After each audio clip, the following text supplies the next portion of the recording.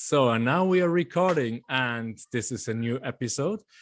And I'm sitting here with Rohit Yadav, happy as well. And it just popped the question: how do you feel today, Rohit? And welcome, by the way. Thank you so much. So I'm feeling excited. I'm gonna share my journey being through depression, and I'm really excited to acknowledge, someone who is listening to this talk. If they benefit, even they take even a single point or single aspect and imitate it in their life, it's like it's gonna be amazing. My purpose of sharing, of being here with you would be, would be coinciding with that. Yeah, so I'm excited about it. Yes, and me as well. I had so many great talks and so much work for me at the moment, but all the talks, I just wait for this team which can take the work afterwards so I can focus on these great talks I have. Right at the moment, I'm doing all myself still, but who knows? In the universe, God, the higher self, coincidences might bring me to people so I can focus more on such great talks. I've learned so much the last 4 or 5 days with all these interesting talks. We also had a discussion a week ago, I think, a bit more. And a week back. In fact, last Sunday. Yeah, was it Sunday? Or Friday. It was Friday, last Friday. So we connected, and I'm excited because it's all about having this mix of teachers, authors, scientists, people which go through the experiences themselves. And you will share me your experience on depression and how to come out of it. So you're living in India, and you have been depressed for a long period. So what is your story? I mean, what is depression for you? Let's start with what is depression for you, and how did it express in your life? Okay. So depression for me has been the stress, the unhealthy stress. Stress is a natural response of our body, and the healthy stress is the one which our body is able to take care of it, and that's required for us to push further, to push into our possibilities. But when this healthy stress goes beyond the level of being handled by body, and it's being accumulated inside body, it start affecting our biology. So for me, this depression showed up as spondalytis. Me being a fitness freak, working every day for 1 hour, still I developed spondylitis, shoulders freezing and neck pain. And I had been doing everything, but I was doing physiotherapy, I was doing few yoga asanas, but this pain was not moving. And it has become, like in 6 or 8 months, it became chronic in 2016, back in 2016. So that's where I started realizing the pain that this accumulating stress in my body in an unhealthy manner is coming into my life. And then I started observing it, I started going into it, and I started addressing it. Yeah. So for you, the depression basically manifested in physical pain and other illnesses. The disease you mentioned, we talked about it because I didn't know the word, but I've seen it in my ex-wife's father when he was getting really, really stressed. His hands had started having spots of white all over, right? Yeah. So that's the disease you're talking about. So your pigmentation gets lost on parts of your body. So Oliver, pigmentation thing is vitiligo. That also showed up to me, but that showed up a bit late, Later. But in the earliest stage of my depression, this spondylitis is basically exoskeleton pain in shoulders and neck. It is physical pain. And then I think within 6 or 7 or 8 months, I discovered this white spot also on my body, which is known as vitiligo. It is an autoimmune disease. And somewhere this stress, it was showing up, like stress or depression is the deepest layer or deepest root cause of this vitiligo or this autoimmune disease. So basically, when I started going into my depression, I started addressing first the basic symptoms which were visible into my life. So it's like layers. You peel off one, then the other layer showed up, then next, then next, then next. So what I realized, depression has been the root cause of my autoimmune disease. And also for the neck pain and like the skeleton pain you had. Yes. How did you, I mean, I know so many people. I mean, now since yesterday I have a headache. I think it's because I'm just putting a lot of load on me at the moment. Yes. I'm also started 4 or 5 weeks ago pendling for soul realignment and Akashic records, and I got to a point where I need to put the things together, and it just collided with my podcast project because I planned it out that I have time in between, and I'm just so driven to do it. And so it is a certain stress, and I need to address it in my way. How can I release that stress so I can be fully in flow again to finish this? Because there's enough time. I know there's enough time, but there's some kind of a stress belief underneath. But I can also see it outside in other people. You can see how stressed they are, right? You can see that from the outside, how they react, how they answer, how they move, how the body is. But themselves, they're like, no, I'm not stressed. I'm not depressed. What is wrong with you? I have serious health issues, and the doctors need to find it. And they go from one doctor to the next, to the next, to the next. And the doctors say, everything is fine in your stomach. Everything is fine with your blood. Everything is fine everywhere. But they have all these different things. So what was it for you to realize, hey, depression, the unhealthy stress over a long time is the root cause for these different autoimmune issues? And how did you find out? Wow, that's an amazing question, Oliver. Have you heard about an author, Louise Hay? Yeah. When you're in the stuff. Yeah, she had written the book Heal Yourself. Love your life and heal yourself. And she's one of the pioneers, in the work of self-love. And she had mastered this metaphysics. Okay. So metaphysicality is something, anything showing up in your body, it has got a spiritual reason for that, It has got an emotional root cause. So once you will read this book, Heal Your Life, from Louise Hay, in the around 70 to 80 pages in this book, towards the end, they gives you the emotional root cause of physical symptoms visible in your body, right? So I checked, like somewhere I was following Louise Hay since 2012, and these symptoms of stress started showing up in my life in 16 or 17. So I checked the spiritual reasons of having shoulder pain, neck pain, spondalytis. And I found all these things. You're taking lots of stress. You're taking lots of pressure. And then I realized, oh my God, the moment I stress myself, I immediately start having heavy shoulders. It starts showing up in my neck and all that. Here, huh? Yes, this neck and your shoulder joints. Okay. So that thing gave me a clue, but still I was not believing, somewhere we are in the world of science, seeing is believing sort of thing, it's popular in our culture.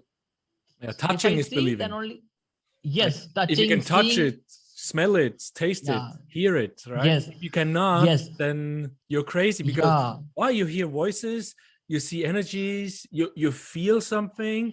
What's wrong with you? Let's give you a pill. Yeah. So, Oliver, that thing, that book of Lois, it helped me, and I was not believing it till the time I get hold of, I get my hand onto a book on emotional freedom technique. There is a beautiful story behind that also. I will share it later.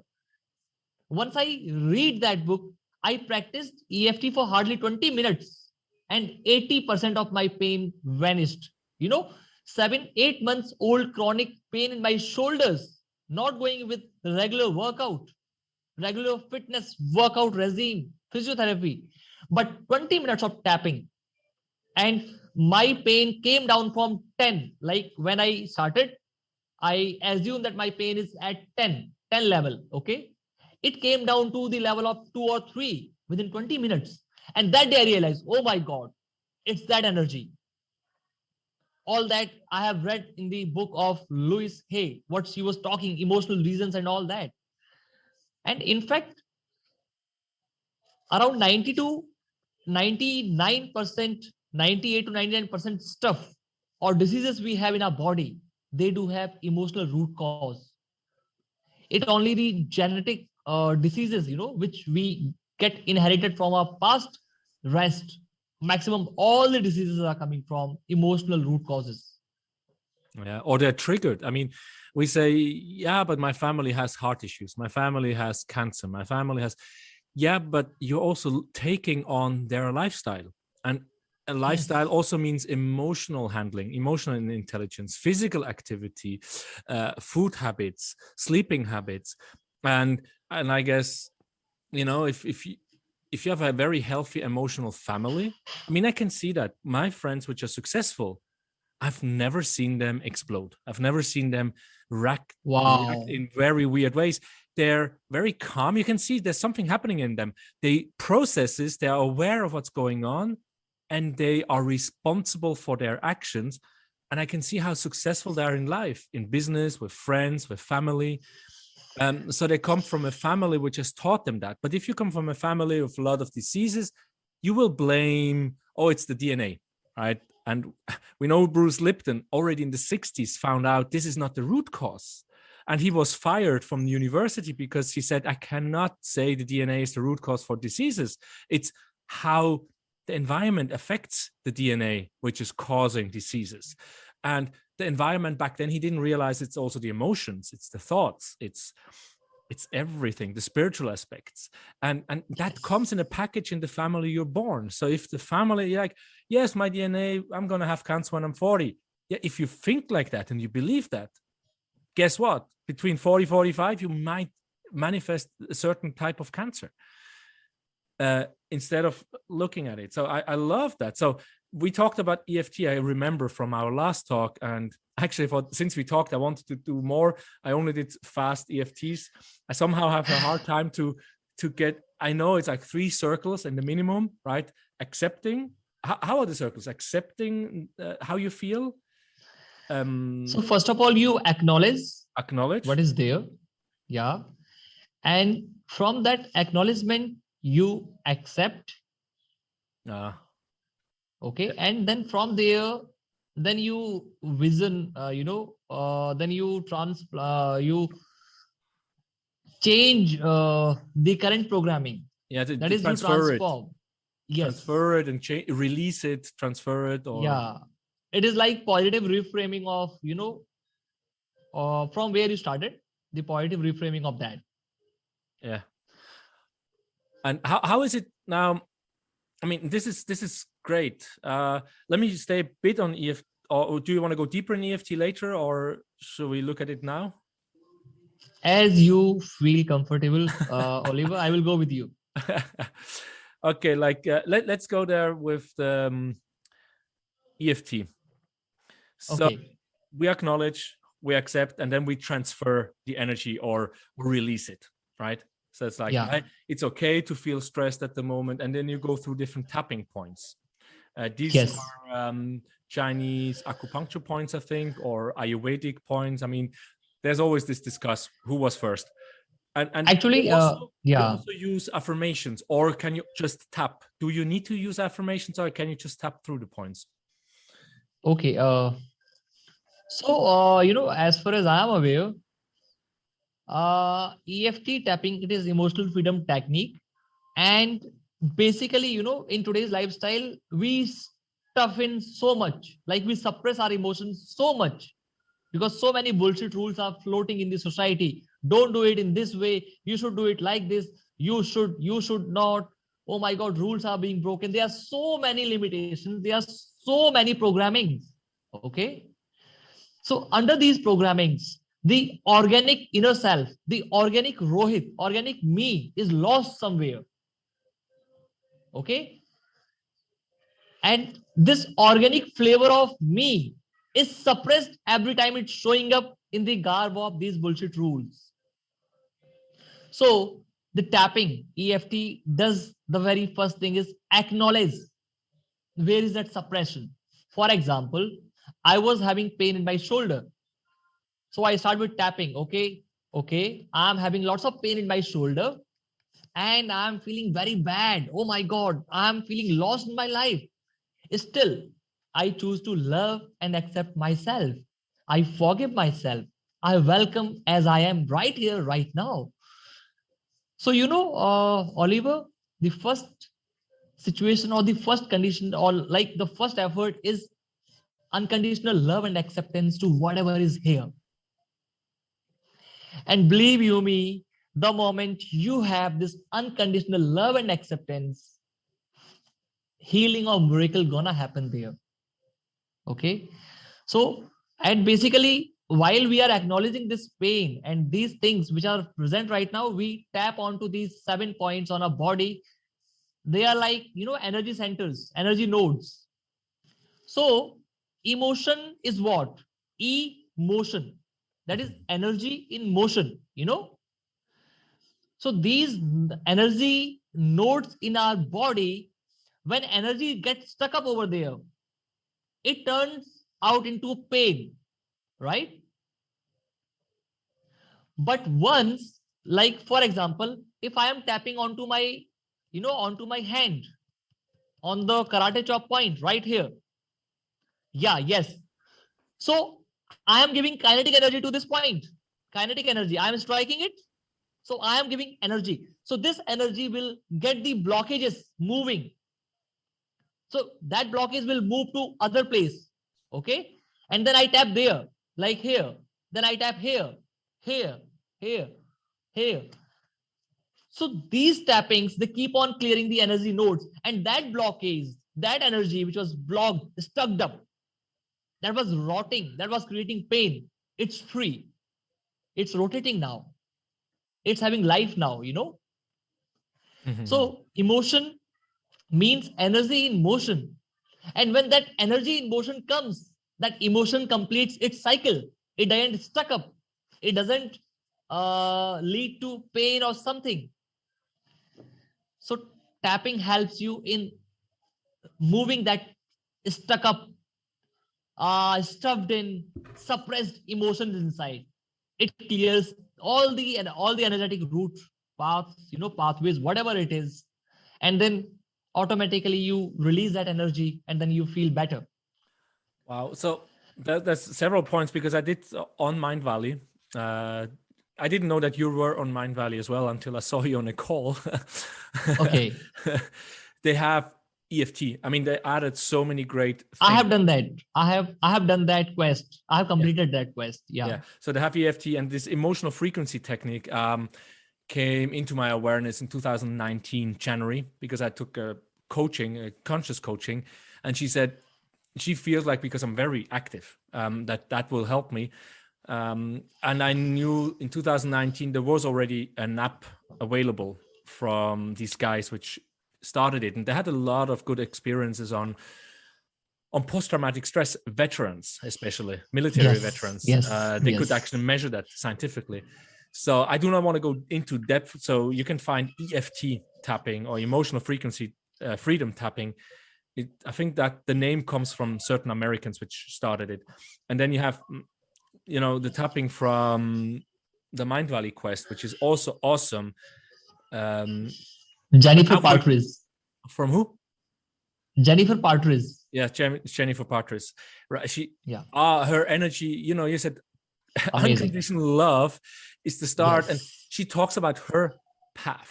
Who knows, if I can get to talk to her, perhaps I can go deeper into EFT, how it helps you, right? And get her to talk on my podcast. I would love that. And honestly, because her story is amazing. So, but your story is not, it's not less amazing. So what I want to know from you, and now that we have you here, how does it feel like when, you say, okay, I'm tapping. For me, the energy was released by yawning. The same when I do somatic breath, the same when I do Wim Hof Yes. breath work, I start yawning like crazy. And I'm like, Jesus, I'm not supposed to fall asleep. I'm supposed to get energy, but I'm getting really tired. So, but I know from many of these teachers, this is also a release. How did you feel when you're tapping, right? So you go these, you can go many rounds, right? But the basic rounds are 3, as you said.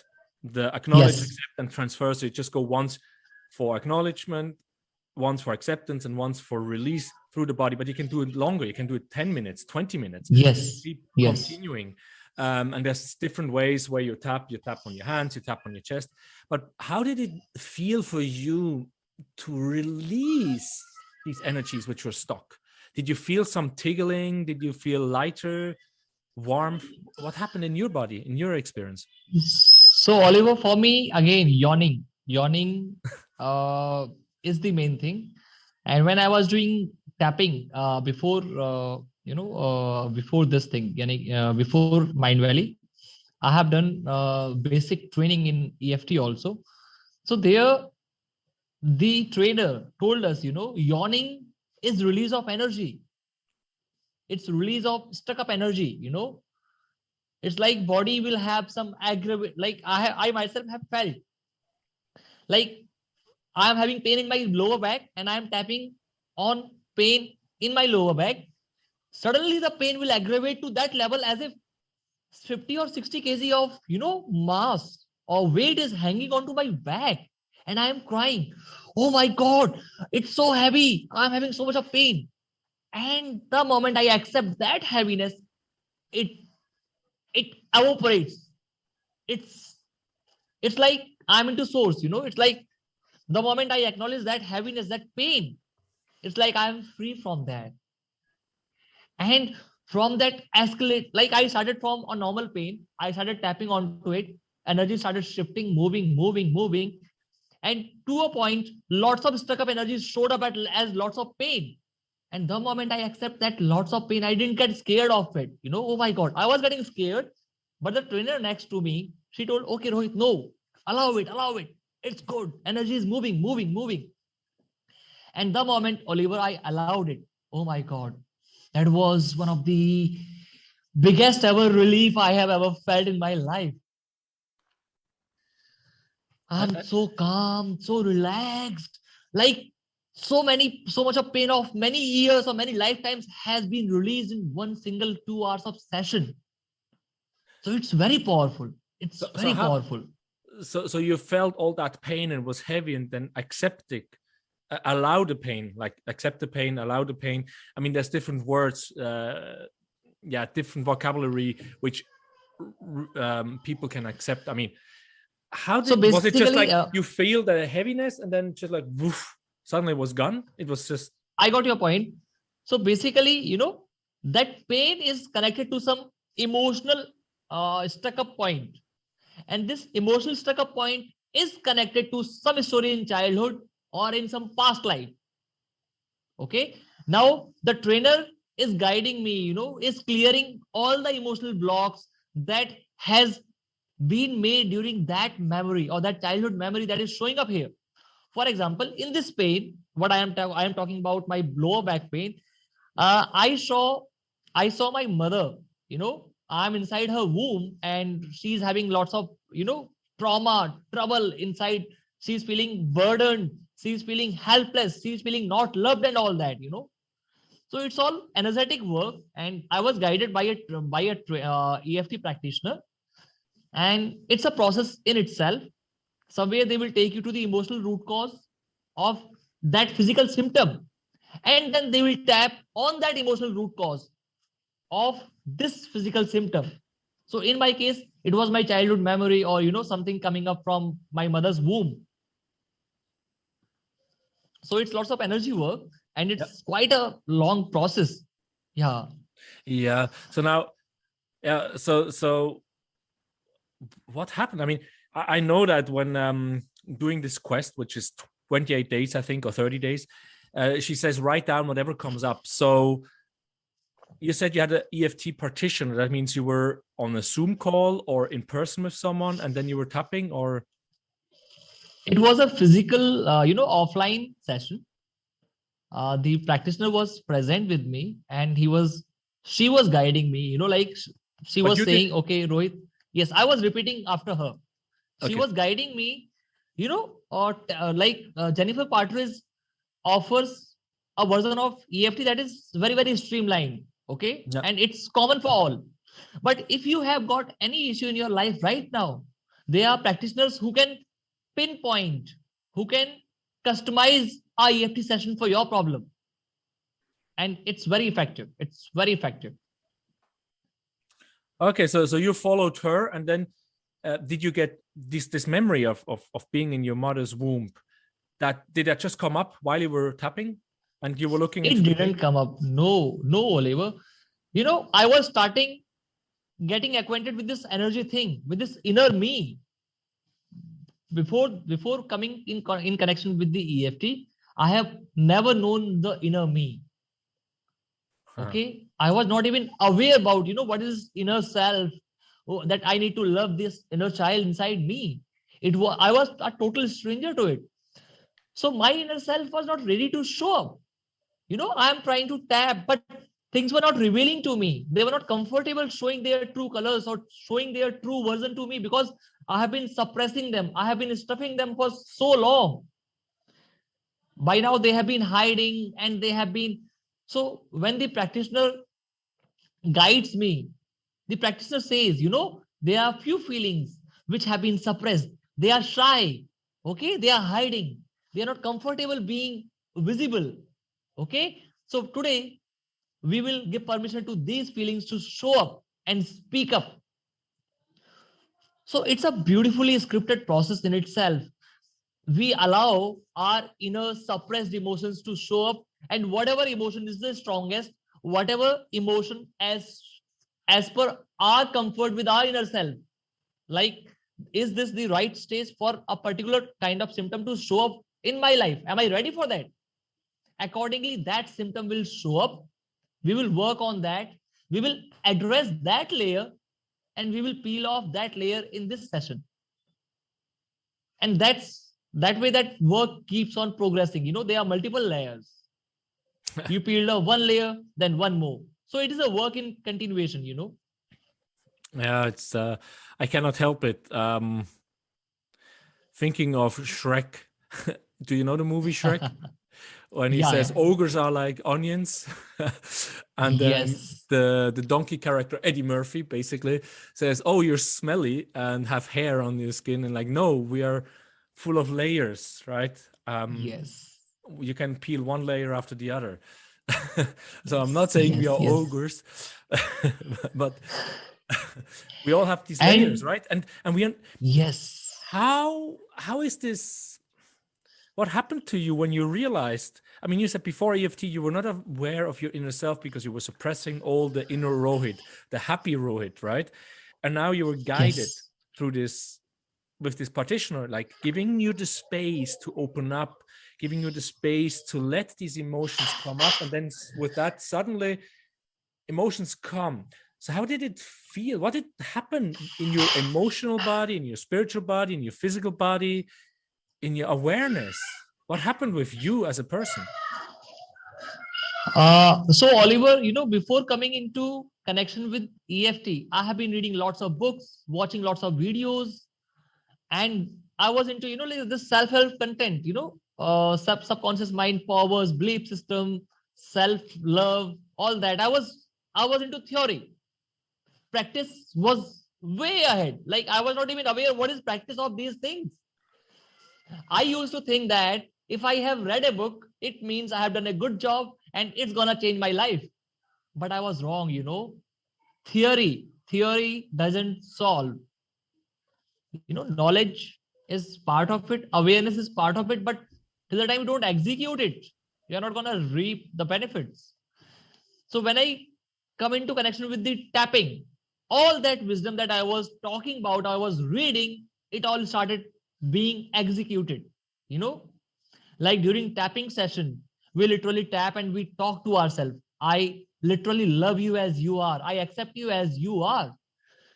So the moment I started with tapping, the acceptance for my inner self started coming up. I was not aware about the impact at that time. But when I'm speaking to you, I realize, like, oh my God, that literal sessions. And, like I used to do 2 or 3 sessions in a month or so, something like that. It literally made my inner self comfortable with my consciousness, with my awareness in the moment. And then again, it is a process, in continuation. That time, my relationship with my inner self was beginning to nurture itself, was beginning to reveal itself. The more I allowed it to be itself, the more it started showing up. The more I accept its mistakes, the more it started giving its intuitive signals to me. Okay, so it was like if I am taking one step, my inner self is taking 2 steps. And that work is in continuation, and it is still going and growing and growing every day. And today, I feel, like, oh my God, I can't do anything which is not in alignment with my inner self. So it is like it has taken me for 17. I started this tapping, and it started befriending my inner self. And today, I'm still learning to befriend my inner self. Still, so many dark sides, dark shades are showing up. I'm working on them, and I know I'm gonna work till the day I say goodbye to this world. But it's an amazing journey, Oliver. I feel content that yes, I am doing something in now, I'm doing something for my inner self. I have ignored it for past 28, 29 years, but not now. I'm doing my best for it now. Yeah, so that's awesome. This let's see if I can put that in the intro or as a short outtake. This is so important what you just said now. I mean, I'm reading a lot, I'm listening a lot, and I try to apply, right? I do the EFT, I do the Wim Hof. It's 2 years ago, actually. It was before the Corona. We did an actual Wim Hof class. And I went a few times here in the fjord alone, but with my daughter, which caused me then to have problems with my hands, right? I started having white fingers. And this is also an autoimmune issue you cannot heal.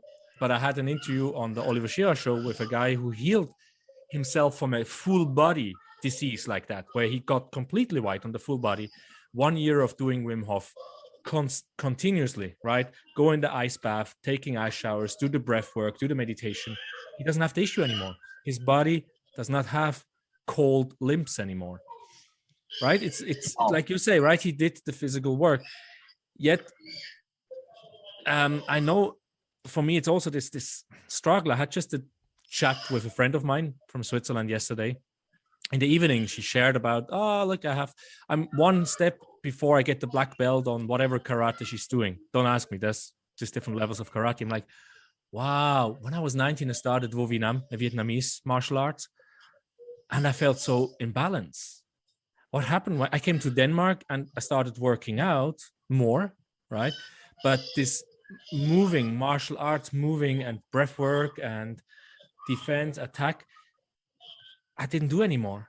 But it was a part of me, right? So that's also like embody these things. And for the last 10 years, this emotional awakening came more and more. What work are you doing? Why are you doing this work? No one is appreciating you. Why do you feel no one is appreciating you?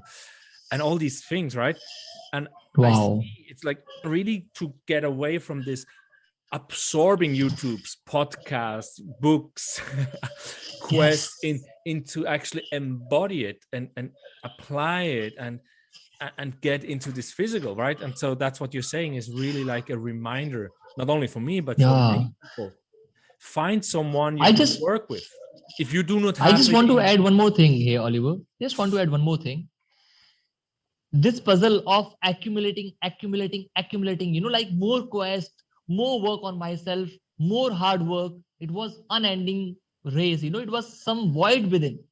So I read a post, from Warren Buffett.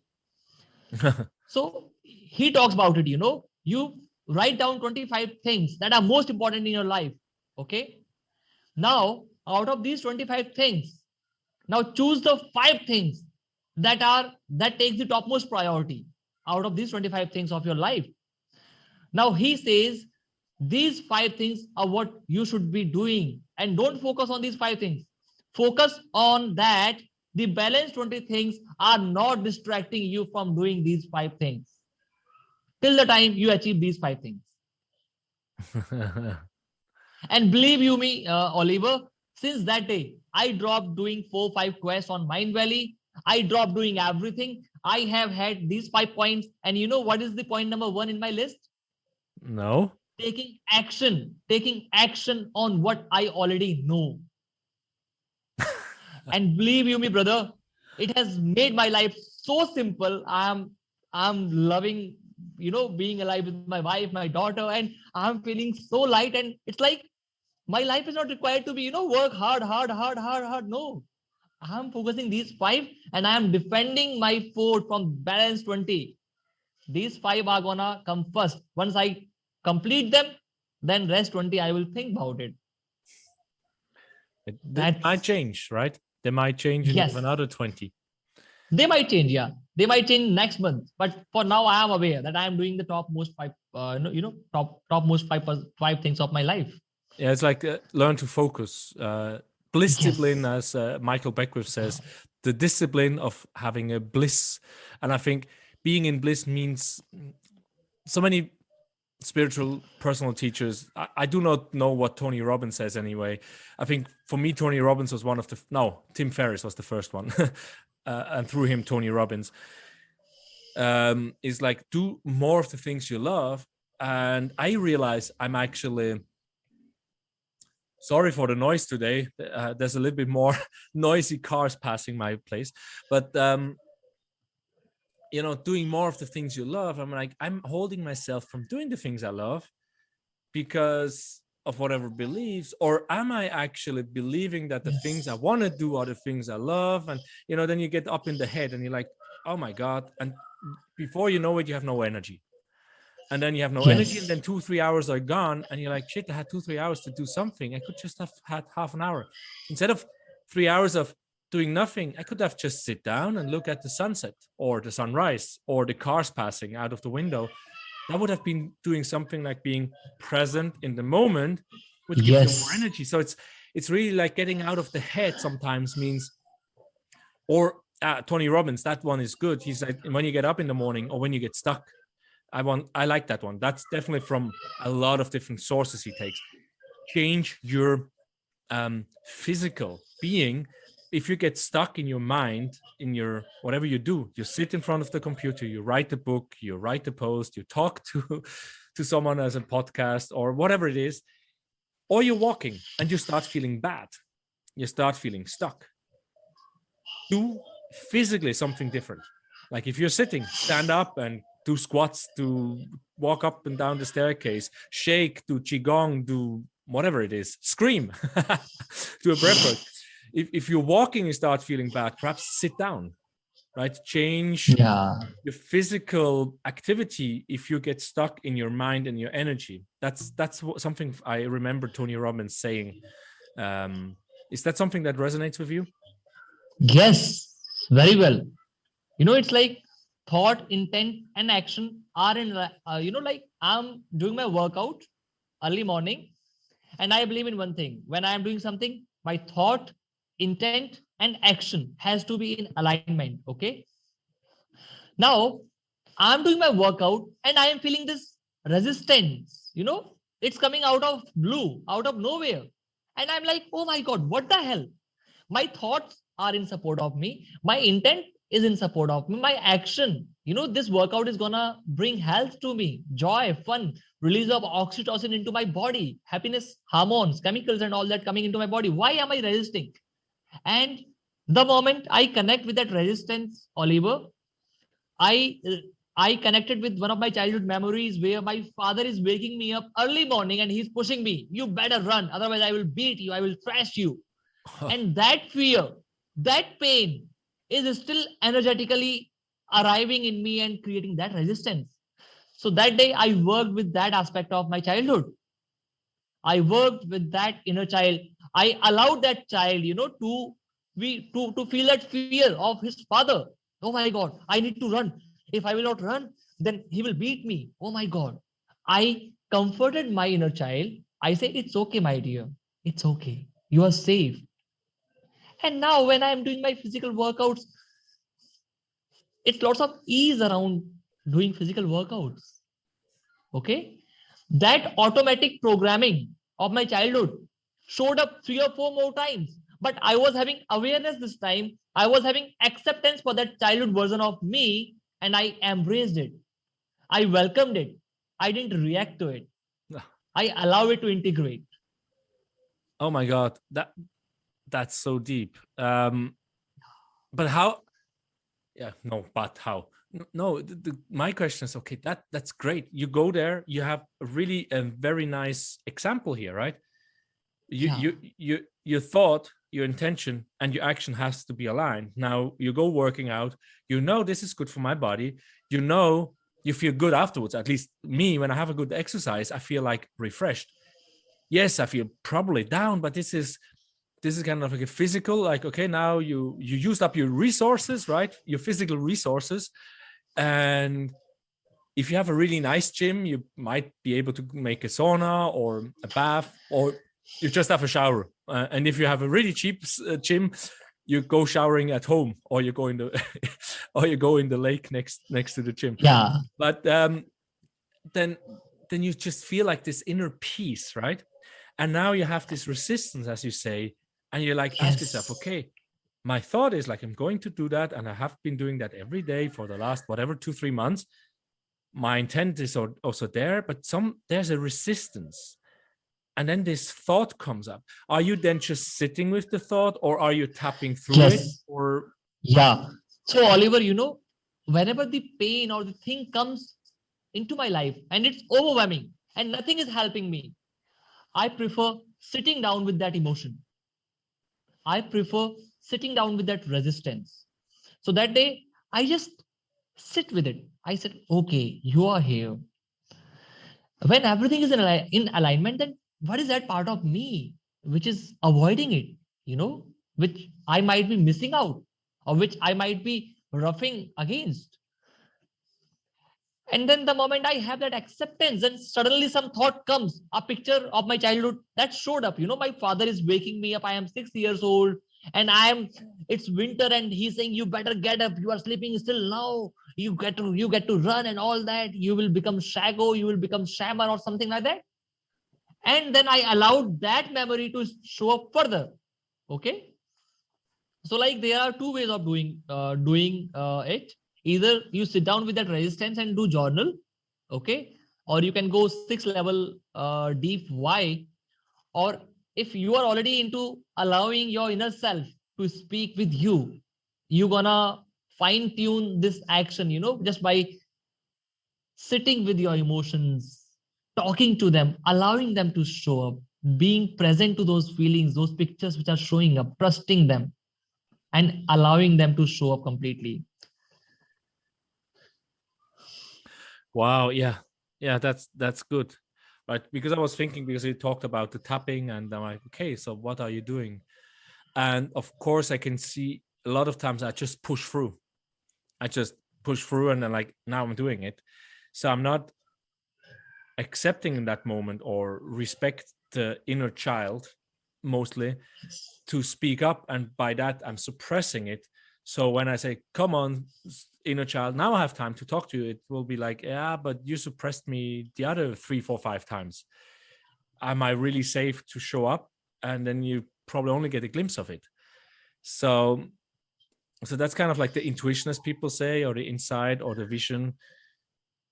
Have you realized if there's other practices which actually can help you to bring it up to you? Like, I don't know, special food or fasting or meditation or whatever? Is there something else besides EFT, or just being aware when it comes? Oliver, when I started, my EFT tapping, I was a mindy person, mindy, overthinking. Okay. Lots of thinking. Oh, this is happening. Oh my God. Oh my God. I was always in my mind. Okay. Now this journey is from mind to body. Okay. So like I'm moving from my mind to my heart. And, you know, like our mind gets the things at the first, like whatever is happening outside, consciousness, awareness, we get the feedbacks. So mind is able to believe at the first. Then comes our spirituality or our, subconscious. And our body is the last to believe that transition or that transformation. So basically, I started as a mindy person, very scared, very judgmental, very comparing. Like I will compare myself to everyone. I will catastrophize. I will be like, it was extreme fear, extreme safety. Okay. And my dear, I'm brutally honest in expressing it. There is no shortcut in this journey or in this tour from your mind to your body. You got to practice, practice, practice. And practice doesn't need, some additional 1 hour of burden onto your daily routine. No, it just need your desire to be friendly with your inner self. Whenever some fear or some pain showed up, you might be reacting to it, in the first go. It's okay. You can journal. You can say, okay, I got scared. I pushed you when I got scared. I pushed my inner self. You talk to yourself. I'm sorry. Please forgive me. Second time again try. You fail. Again get up. You know, you will try to be friendly with your inner self, with your heart. You're gonna falter multiple times, but every time get up and try again. Because everyone's journey is different. You don't even know where that friendliness or that that ice will start melting. You don't know. Okay, it's something like I am driving on a road and it's heavy showers, heavy rain is coming. The wiper is working continuously. It is making the drive easy. It is not stopping till the time rain is stopping. The moment rain stops, the wiper stops. So same way we keep on working our work, because this is my, it was my choice to move from my mind to my heart, to move from knowledge to my intuition, to my inner awareness, to my inner light. So I trusted that, and I do everything, and anything that showed up. There was multiple things. I can't even list them out here. But only thing that I can say is, you know where you are going. Keep falling, keep getting up. Keep falling, keep getting up. And Oliver, believe you me, you won't even know when you have reached. You won't even know you have when you have reached. You know, like I was fed up. I was fed up with myself. Why am I accumulating information? Why? But I was having acceptance. Okay, I'm gonna do it now. I still love you. You didn't act on the wisdom. I still love you, Rohit. And today, Oliver, I do have these 5 points. And I don't feel like accumulating wisdom. I don't feel like someone is talking, someone pays me, Rohit, you take this money and watch this expensive course from this author or this life coach. No, my inner self is not ready now. Like I have so much and I love applying that now. So my puzzle of not taking action on my wisdom is now looking like being solved. I don't know. It's still in process. But for sure, every time I fall down, I got up again. Fall down, got up again. And with love and compassion to myself. This is great. Let me ask, I had for the new podcast, I had some discussion, and the questions we ask ourselves, like the why question, how dangerous it can be to ask a why question, right? So like, why I'm not doing this, and what is your experience with how do you ask yourself to actually find answers to grow and heal? Is it also the what question and how, or did you have good experience with the why? Because I also know the why question is a lot for me personally. Like, why did you not do that? You knew you should do it. Why didn't you get there? Then you get all these, oh, you're not good enough, you don't have energy, you're just procrastinating. And these are not really helpful answers. They're just the negative answers. So what are the questions you ask yourself? So, Oliver, for me, how has been a great cause of anxiety.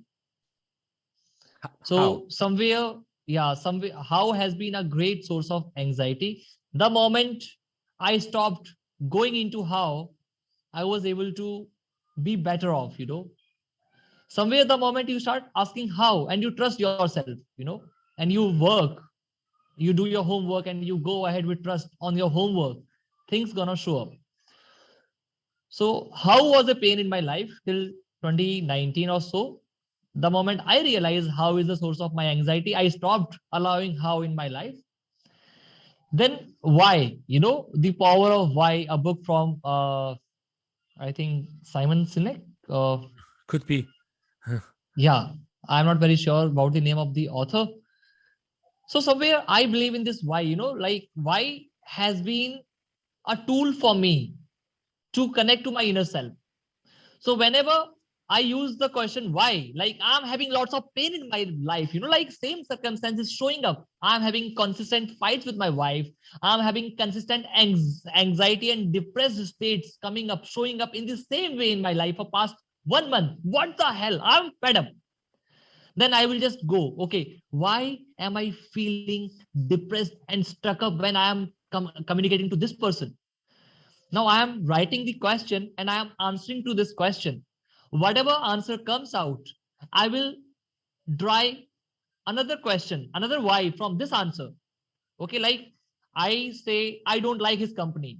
Then another why of mine would be, why don't you like his company? Then I say, the way he mistreat me, it upsets me.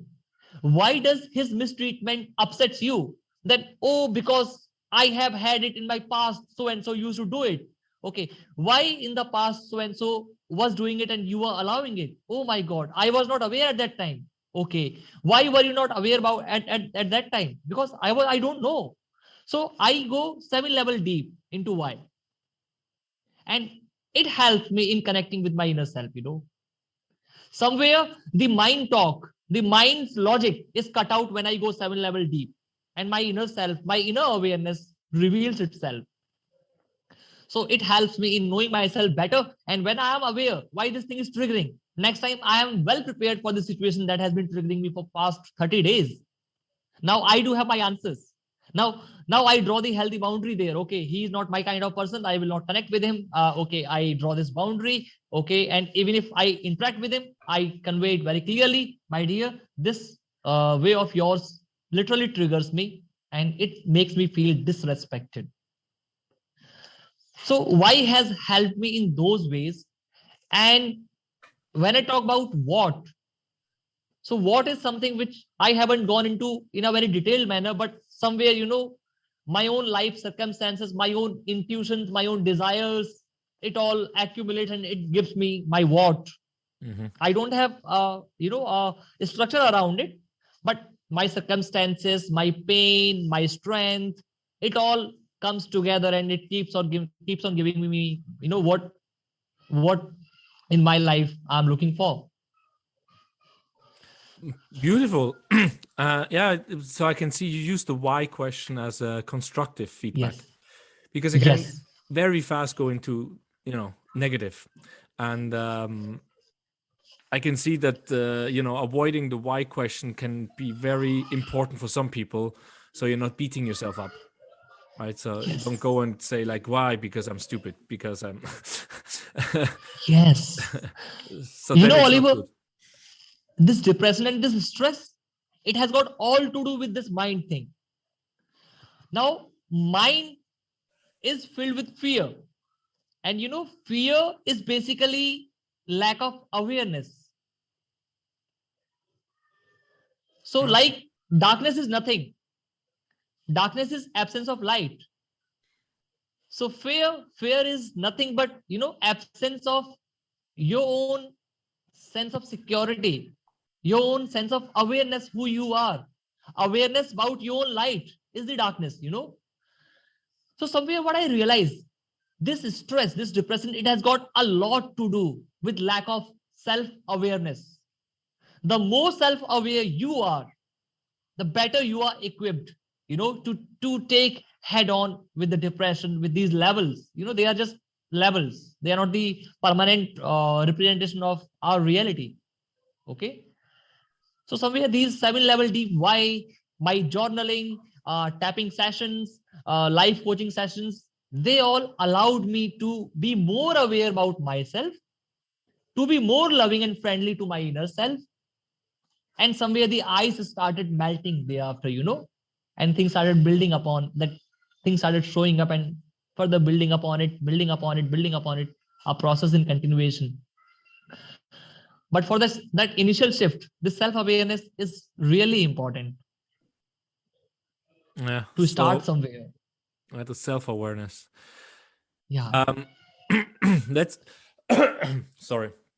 Let's continue there. So question around self-love, self-acceptance, self-awareness.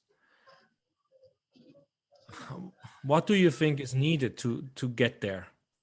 I mean, we probably have already touched on it today. Yes. Again, Oliver, it is the same thing, Every time you're not able to accept yourself, try to accept yourself in that circumstance when it shows up again in your life. Okay. Like every time you fall down, don't take it as the end.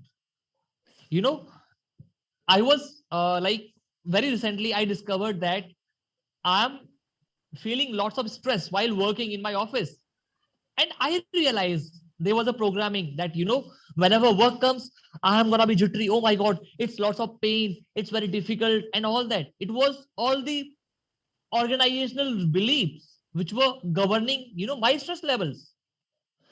Now I was trying to work on that and I was failing in that.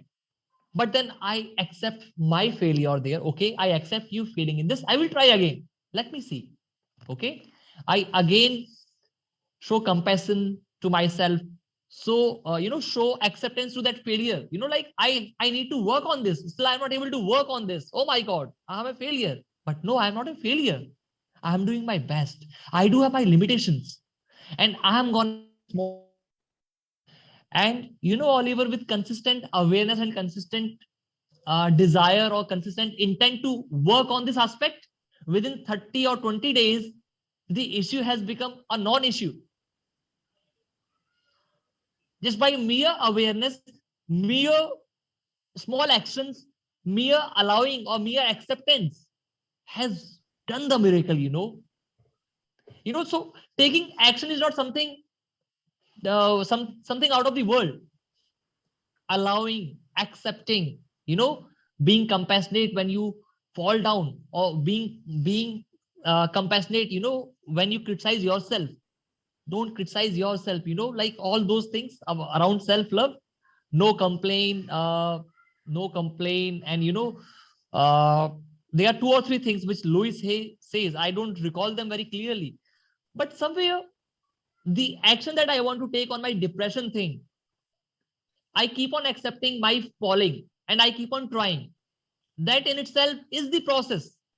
That in itself is the route to reach where I want to reach. There is no shortcut to it.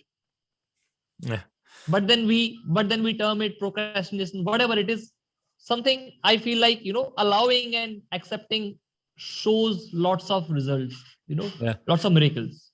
So by accepting yourself for all the fallings, the failings, and not, don't complain about it, don't beat yourself up, will bring you closer to self-love and self-awareness. Your inner self. Yeah, your inner self. Yeah. And the podcast is called From Depression to Expression. Yes. Yeah. So what is self-expression? I mean, now, can you self-express without loving yourself? So about expression, I will just share one of my aspect. I used to be scared so much. Like my father, in my childhood, my parents used to say, okay, you don't do this, don't do this, so many rules. And even if I utter a single word, lots of repercussions from my father used to come. So somewhere I was just speaking to appease others.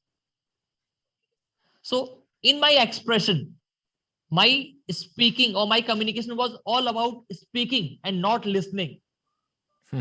So once I embrace this fear, or like how should I say, I want to speak only. I want to speak. I don't want to listen. So when I am not listening to you, Oliver, and I am talking to you, communication is not taking place. It is monologue. Okay. Same thing happens with ourselves. If I only want to speak, then I don't allow my inner self to speak, and I don't allow myself to listen to my inner self.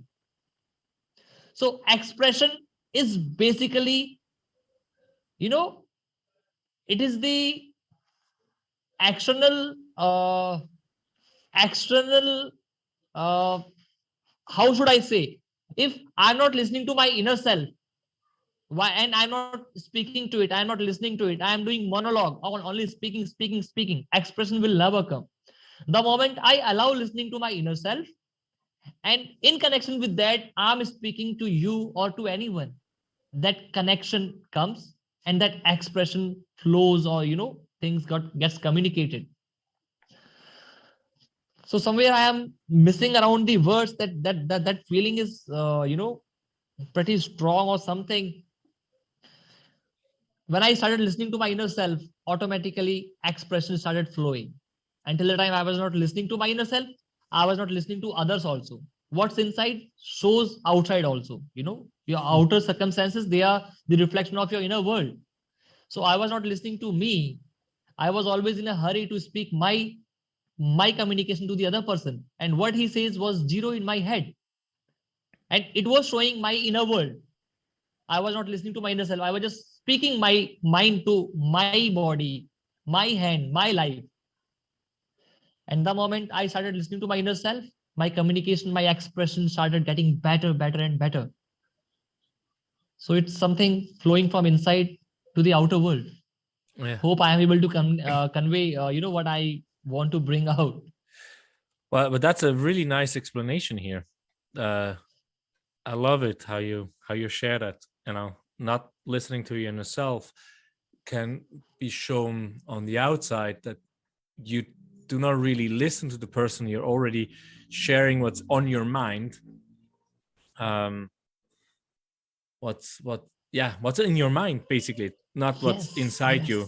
So you don't really wait for the other person to be done, because you already know what you're going to say, because wow, thanks, you got it. Yes, right, that's what so you don't really know what's inside you, because already expressing. Of course, once in a while you get this glimpse of different ideas, and then you probably might start to say, okay, is this an intuitive, as I was sharing just before, we had to cut out a bit of distraction, is the not being able to listen to yourself inside. You sometimes get these intuitive thoughts or feelings to do something, to say something, but you might not be really aware of them, because you're not really normally listening to your inner self. So this is interesting, right? So learning to be present, like Eckhart Tolle is very strong on that, being the observer, observing, and be present, and try to listen to the other person, will make you more present. And by being more present, you have actually the space to heal the other person, but of course also yourself. I'm getting bars, or whatever it's called, bars treatment. It's like holding on the head certain points, and I feel it's kind of like a hypnosis for me, because I took 2 hypnotic treatments, but it's too expensive. I cannot really afford it, and this treatment I can. So I feel like really going down. And the one which gives me the bars, he says for him it's also kind of really good to be present. It's also kind of a meditative state to be now, right? So being present, in presence of you now and other people, is the right thing to do, not being with the thoughts in the future and the past. But it also means when you're alone, don't think of the next meeting you have. Don't think of what you did. Be there with you. Yes. So that's what I get from what you shared. Be there with you. Can be meditative, can be drawing. I mean, let's see. I've gotten connections with people which are doing art therapy, right? And that's also being in the moment. Instead of journaling or tapping or anything else, you use creative expression in the way of visual expression. So, but self-expression for you is you're able to do that when you're able to be with yourself. And how does it express itself? How does it show itself, this self-expression?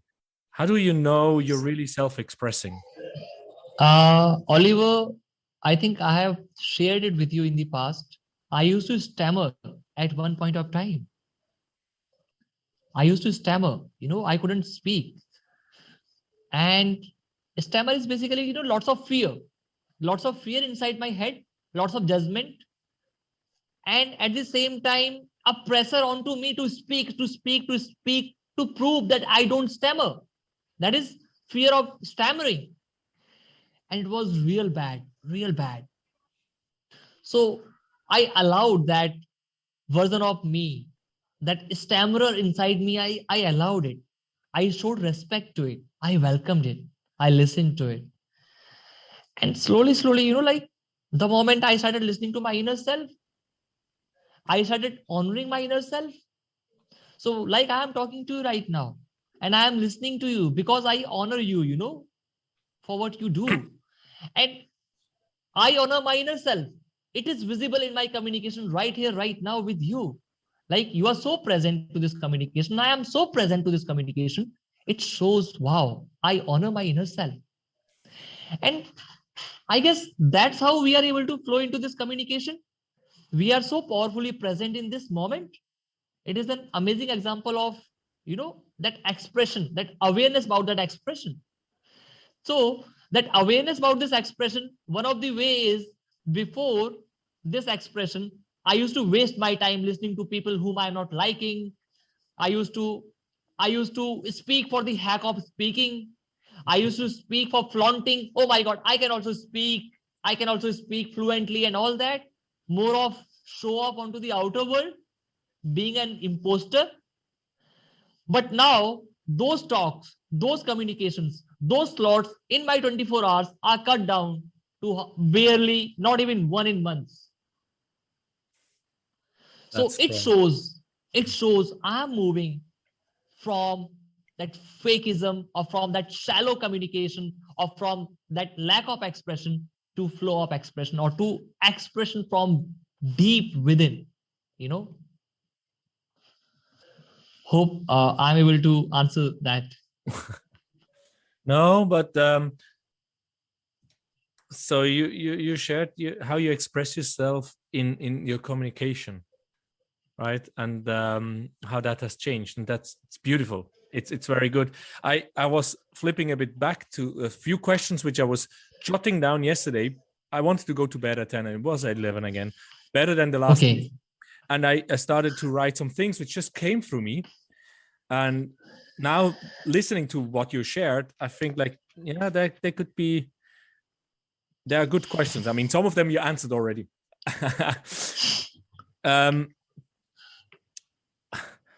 What did you learn about yourself through this depression? What was the strength that was born through your journey of your depression? I mean, we didn't go deep, but you told me in the talk we had 10 days ago that your depression was already there from childhood, the fear from your father. Anxiety, yes. Anxiety, which came to depression. Yes. But what strength was born through this path? What did you learn about yourself? So I learned about myself, Oliver. Empathy was very strongly present inside me. Empathy. And empathy is something which is seen as curse or as weakness in society. It is seen as burden or something like that. And the kind of environment I was born into, empathy is like an evil, like a curse.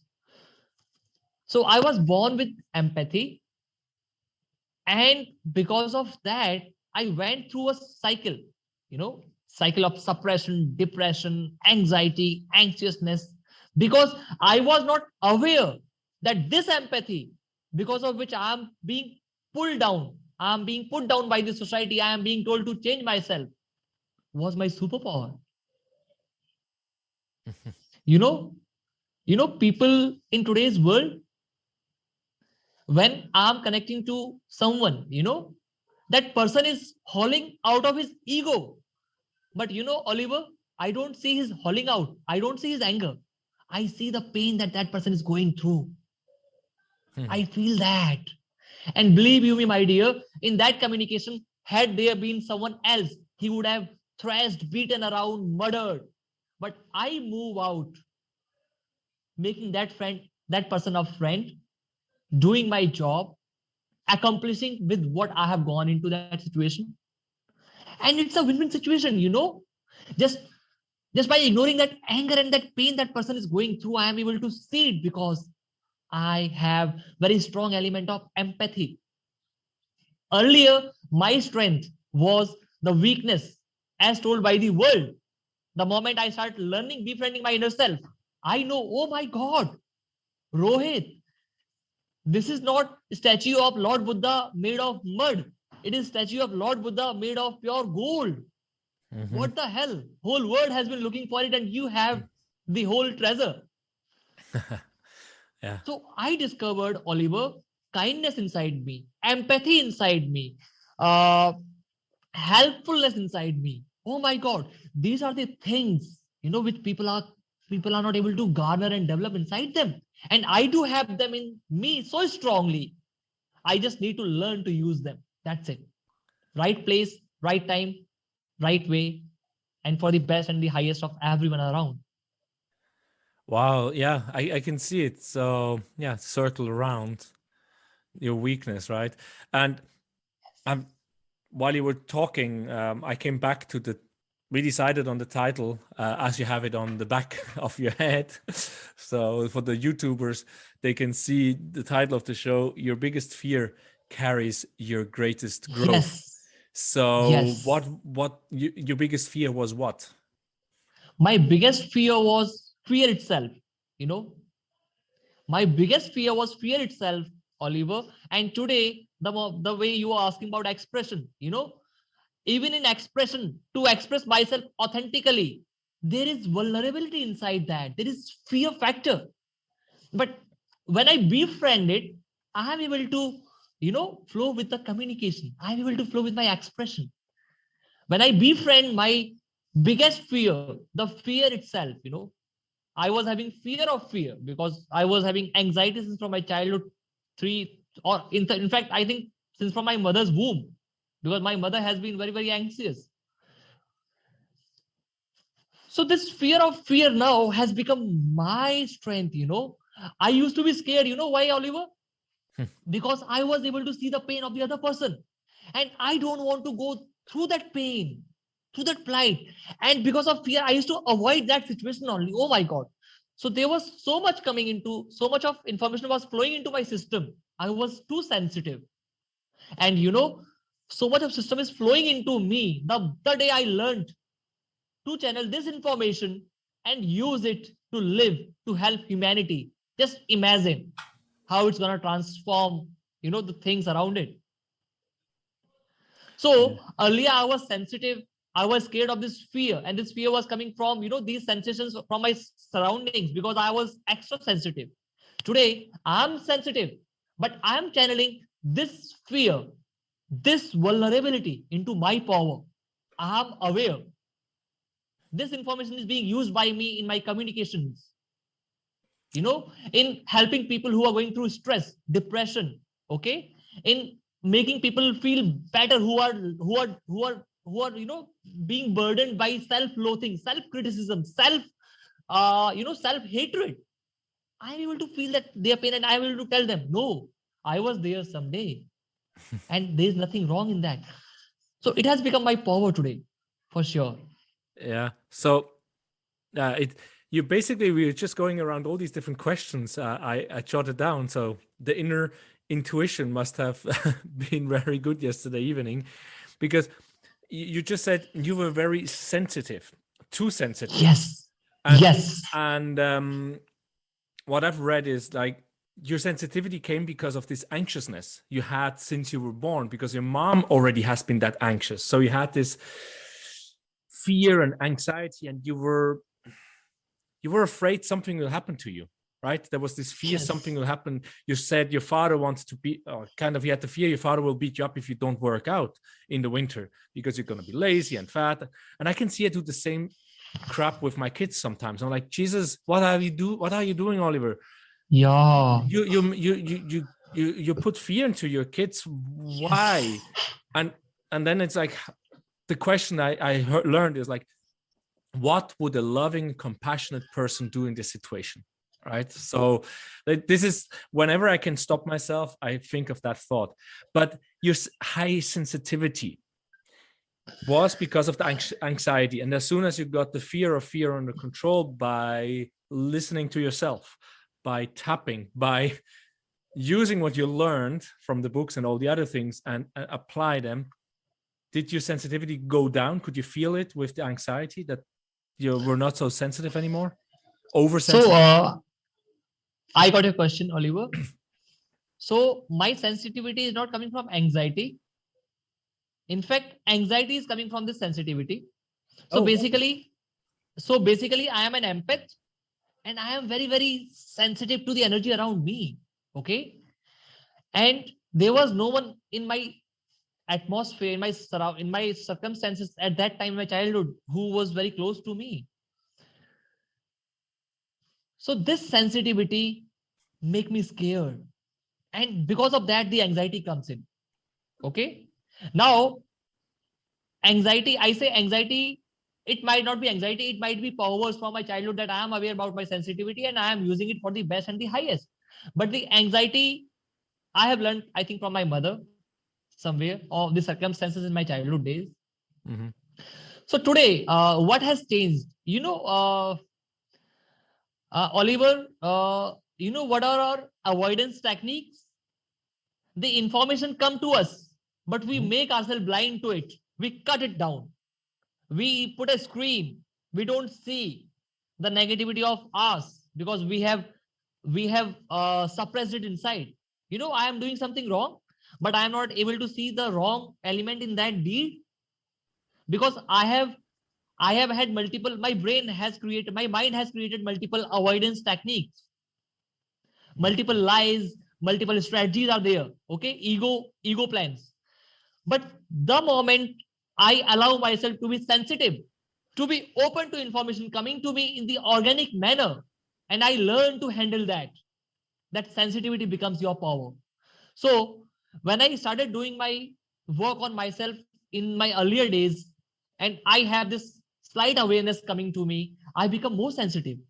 Those problems which were not visible to me 1 year back now are visible to me because I am aware about things inside. Okay, like what you were saying, expression. I was scared of expressing myself. I was stammering 8 years back, but today I don't have stammer in my awareness also. Not at all. So what I mean to say, so what I mean to say is this sensitivity is a good thing, but instead of being scared of it, I learned to channel it. Yeah, I can see in your answer probably this two-sided sword.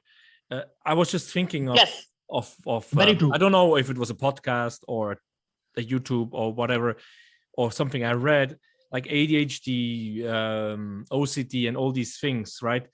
It's kind of like an expression of oversensitivity because you stimulate it. And in today's world, as you said, many things are not accepted. Being an empath is not accepted. So I had the feeling, okay, if you, in your way, what I understood is like your sensitivity, your empathy scared you. And by that, you kind of probably overreacted to your sensitivity. Yes. right? Overreaction. You talk Filled with too overreaction. much. Like you said, you were talking all the time, not listening. So you talk too much. Typical ADHD, right? ADHD people are just talking and talking, never listening. Probably had problems focusing because it was hard to be in the moment and absorb. Very So, much. Very much. right? So you had Yeah. perhaps the ADHD symptoms because you were an empath, you were sensitive, but no one taught you how to channel and use the sensitivity for something good. So then you become, what I mean, probably oversensitive, because now you're thrown around by Yes. sensations. Yes. I'm drained of my energies, Those overreactions were draining me of my energies. My body was not having energy to heal me, to recover me. That levels of stress, which might be healthier, were able to take me down because I was so much oversensitive. I was so much being pulled into so many directions. And Oliver, in India, people don't know, what is anxiety, what is depression. When I had my first panic attack in 2016 or so, my doctor said, like, I was having vomiting, I was throwing out, I have had 2 or 3 coffees and I vomited out, I am having severe pain and all that. It was all symptoms of panic attack. And my doctor says nothing has happened to you. Then after that, I just went and took rest. And I read about anxiety somewhere from through someone. And I say, oh my God, I'm having anxiety attacks. I'm having panic attacks. I was not even aware. So somewhere awareness of a problem helps you in addressing it. People are into depression, anxiety. They don't even know it. They are treating the symptoms as if it's some other disease. And they are delaying the mechanism of healing themselves. So somewhere that awareness, like these communications, like we are having this depression to expression, these are gonna help amazingly to many people. Like if they connect with my symptoms or with your stories or with other podcast stories, that's gonna help them in finding out, okay, this is this thing. I should address it now. Yeah. Wow, that's deep. Yes, anxiety attacks. We didn't share that before. So how long did you have anxiety attacks? Was that the reason why you started reading Louis Hay, or? So anxiety attacks or panic attacks started showing up after I started doing my journey with EFT. Those inner layers started showing itself. It was at the deeper, at the not at the shallow end. It was somewhere deeper inside. Ah. So layer by layer after layer, things started moving out, started clearing processes continuously going. And now I feel I'm able to, welcome this pain because of stress coming into my body. I can talk to it. I can communicate that it is being taken care of. It needs not to be worried. I don't react to it. And I pamper myself. I love myself. I give myself massage. I give myself, a good shower, hot water shower. I give myself good vacations. So whenever I feel stressed, I know now. I pamper myself. I care myself. Like I speak to myself. Okay, my dear, you are feeling stress. Don't worry. I am there with you. I'm gonna take care of you. Anything gonna happen bad, I take the whole responsibility. So I make my mind, my ego free of the burden of keeping me right, keeping me alive. Yeah. So somewhere it is also a way of loving and caring yourself, pampering yourself, you know, being compassionate and being accepting to your own self, to your own things. Yeah, that's wow. Awesome. So basically, EFT allowed you to remove a few layers of suppression because you were not able to actually have these panic attacks. And it's like what people say, before it gets better, it gets worse, right? So you started having this EFT and say, now I'm starting to understand, there's this pain coming from my mom's womb. There's this pain coming because my father pushed me to work out, because otherwise I'm an unhealthy, sick, whatever person in his eyes. And suddenly these panic attacks come and they're like, shit, man, I thought I'm on the way to heal, but look where I'm now. Yes. That must have been really a shock for you. Or was it Yeah. liberating? It was a literal pain, and it was like, oh my God, I'm working on myself and things are getting bad. What the hell is happening? What? But you know what was happening, Oliver? I was becoming more aware of my inner self. So those things which were unnoticed till now were revealing itself. And it was making me more jittery. But the moment I did more work, allowed them to show up more things came, more things came. And it was very scary, very scary. Oh my God, I'm working to heal myself. And here it's complete pool of things is coming on to me. But that's what empowerment is. With power comes the responsibility. Now you are more aware. You got to handle yourself with responsibility. Till now you were irresponsible. You were reactive. But now you got to be responsible. You got to be proactive. You got to do some work. It's not gonna be a shortcut now. You gonna pamper yourself. When you gonna stress out, you gonna take rest. You gonna care for yourself. So it's all, beautiful ways how life teaches you. Yeah. So more sensitivity, more awareness means more pain. And it's not repercussion. It's simply your level has increased. Your level, your vibrations has been increased. And from these vibrations, these symptoms that are showing up, you're not able to carry them any further in this energy. You cannot carry them any further. They were at the lower vibrations, but you are here now. And at this vibration, these things will be visible to you. Fear of speaking will be visible to you. Fear of rejection will be visible to you. This visible, visible, visible. And you will be scared. But no, you learn to befriend all of them. And then you further go up. Then different things which were invisible here, they will be visible here. Again, befriend all that is visible here. So that's all about our journey, Wow. I mean, yeah, I don't know how many things I can take out of this podcast. This is so deep. What I remember, I mean, with power comes responsibility. Spider-Man. But that's what comes to mind. But you also, in the talk we had to get to, the connection talk to find out, who am I? Who are you? Is there some kind of energy which we can, feed off? You also mentioned when you had these different diseases showing up, especially the, how is it called? Vitiligo. Yeah, vitiligo. White patches on the white patches. Autoimmune disease. Yes. That you were like, yes, look at that. Thank you. And your friends were like, what is wrong with you? Right. So you were happy for yes. getting the signs from your body. Yes. Oliver, I was so fed up, with my self-sabotage that I was doing, because what world has taught me to hate my inner self. I was into a pool of self-sabotage, self-hatred, self-criticism, self-complaint, self-judgment. I am at a rank of senior manager and I will compare myself to the, a labor. Oh my God, he's good. He's better than me in this thing. That was the level of my self-esteem. And it was bad. It was bad. And then, the moment you start realizing, okay, this is this. I'm working on all these things. Things are shifting. And I need a signal from universe that yes, things are moving. And then this vitiligo showed up. And I searched in Google, spiritual meaning of vitiligo. And it says conflict. Conflict between old and new, something like that. And I was like, intuitively, I was like, woo! It means the older version of me is feeling the heat and newer version of me is declaring arrival. Oh my God, wow.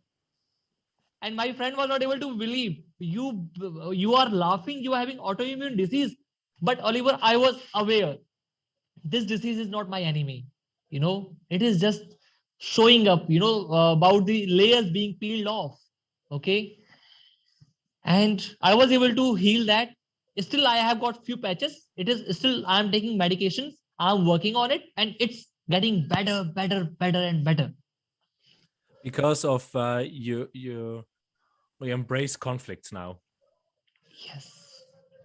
Yeah, definitely. I'm surprised I don't have that disease, because I'm definitely avoiding conflicts at all costs, which is not healthy.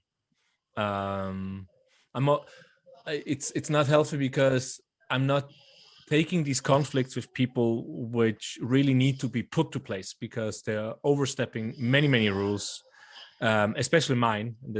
They get into my space where I say, you know, compassion is okay, but I need to push also back and show them, hey, this is not okay. And when I'm not doing that, I let it out on myself or my kids. And that's so wrong Oh because my God. they're too Oh young. my God. They don't deserve that. Oh my And God. it's the people which are not aware of themselves coming to me and trying to manipulate me and whatever. And I'm so friendly to them. I'm like, what the fuck are you doing? Sorry for the language. It's my podcast, but start to conflict with them. These people, if they don't want to talk to you or don't want to be your customers or whatever they want to be, it's okay because they are not aware of themselves, and I avoid the conflict of putting things right. For me, right, there's not a universal truth or universal right. There's my world, my experience, and there's certain rights in that experience. And compassionate love, I do understand. As you say, and that's also very good. Now it just comes back because I had a little note there when you said you go out to that person which is really aggressive. It's honking the horn on the street, or it's shouting at you, or whatever, and you go to that person, you see the pain. It's not always possible for me, but many times I just see that person, I see the pain, or see like what is going on in that person, how can I help that person? And but of course sometimes I'm just like, whoa, shit, man, like, you know, like the monkey comes up, the gorilla, like, whoa, and, you know, attack, right? I'm attack. But that's why you need to use the compassion and the understanding that there's something wrong there. But still, I feel like I want to push back and say, hey, now my boundaries, which are flexible, right, are stepped over. And here, you know, like the conflict. But don't go conflict like this, right? Not like frontal. So, use compassion and love and understanding. Yes. Still. You know, Oliver, in that situation, if he's a stranger, you know how I deal with it? I accept that person's condition where he is. His vibrations are very low, you know. And then I bless him. Oh God, oh universe, please help him. Please help him. And you know, Oliver, how do I have this compassion for that person? Because I have been compassionate to myself. What you have for inside, that's visible outside. And it will come with practice. So once you are compassionate to your shortfalls, to your faults, you gonna, and whenever I fall down, you know, I don't curse myself. I bless myself. Rohit, I love you, my dear. And I bless you. You know, you need my blessings. I have never blessed you, Rohit, but today I am blessing you.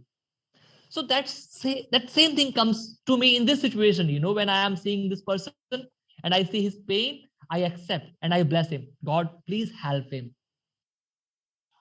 Yeah. So whenever I fall down, you know, okay, I just speak to myself, okay, Rohit, I am there with you, my dear, and I bless you. I have never blessed you. I have always cursed you, but now I am blessing you. I am there with you. It's okay. It's okay. So when I practice this with myself, Oliver, what is inside is outside. Very easily, it will start showing up in your circumstances outside. So if I am getting triggered by that person, it means it is a call for me to work on myself. That trigger is showing up with a purpose into my life. That is again a way of, you know, increasing your awareness. Again, a tool to work upon yourself. Perfect. Yes, I think we made a big round from depression to expression, anxiety, stress, self-love, self-acceptance, EFT, different books. As you said, you started with anxiety. Yeah.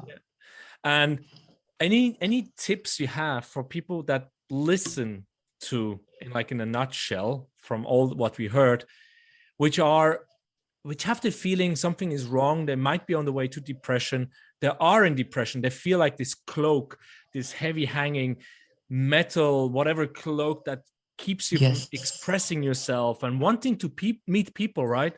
Or just partying so you feel good, but you're just doing it because for the heck of it. Yeah. What kind of tip would you have for these people? Wow, Oliver, such a beautiful question. And the moment you started with this question, only one thing which is flowing into me is, guys, don't fight it all alone. Reach out, reach out for help.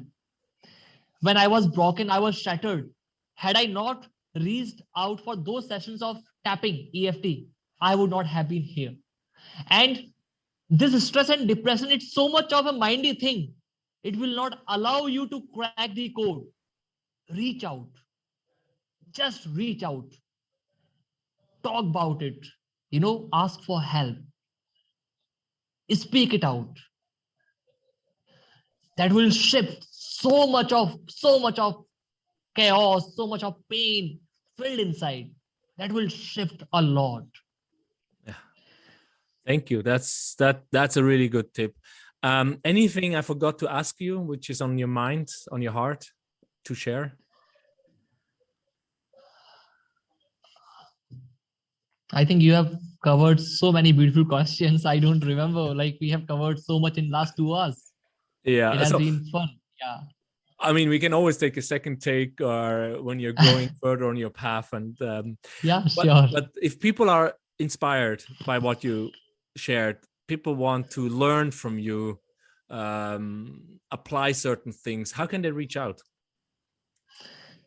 So I am already running a Telegram channel, Master Your Fears. Master Your Fears. It's available on Telegram, or they can email me on my email ID. I will share my email ID with you. Okay, that will be in the show notes. Yeah. Beautiful. Yeah, with that, I don't know what to say. Yeah, conquer your fears. No, not conquer your fears. Accept your fears. Embrace your Master fears. your fears. Befriend your fears. Celebrate with them. Dance with them. Allow them to be in your life. Ride them. Like we do windsurfing, we ride the waves. That's scary thing. But here we are riding our fears. Yeah, so you grow and you find yourself in it. I mean, I can see the energy coming from through this video. I mean, the smile on your face, in your eyes, is just so. I mean, my headache is gone completely. I do not feel any tension on my upper, my chest, my lower back, upper back, and my neck. It disappeared during the podcast, and the story you shared it's very valuable. So thank you so much, Rohit. Namaste. And for all the listeners, thank you so much. Please reach out. And if you have any questions, you can also send them to me, and we might ask through another episode. With that, have a great day to the listeners, and love yourself. Thank you so much.